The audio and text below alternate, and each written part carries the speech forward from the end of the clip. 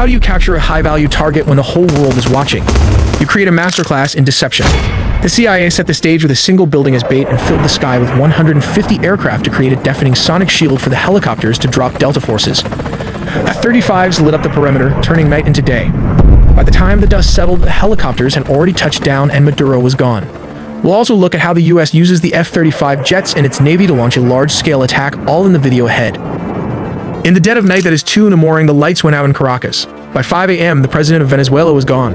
But how US played a deception games. While the whole world were focused on the aircraft carriers in the Caribbean, a shadow war was being fought on the ground. This wasn't an invasion, it was a surgical extraction. We finally have the declassified timeline of how US forces breached the heart of Caracas and extracted Nicolas Maduro. Let's start with step 1. The setup. This didn't happen overnight. For months, the US had been tightening a naval quarantine around Venezuela.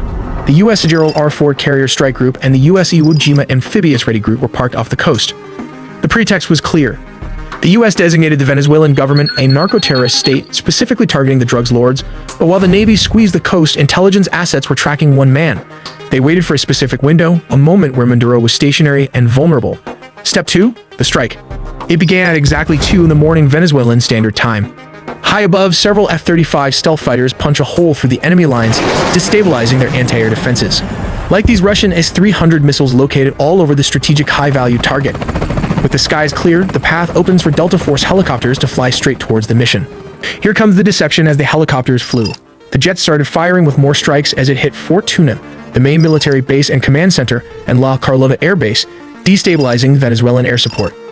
Reports from the ground describe widespread explosions and a sudden communications blackout. The chaos wasn't the goal, it was the cover. But how did the raid happen? We have to look at step 3. Under the cover of darkness and chaos, the Tier 1 operators went to work. But what is the exact unit tasked with the mission?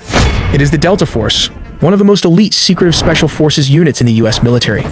Witnesses in Caracas reported low-flying aircraft skimming the rooftops, flying well below radar coverage. The team breached a secure compound believed to be a safe house within the massive Fort Tuna complex.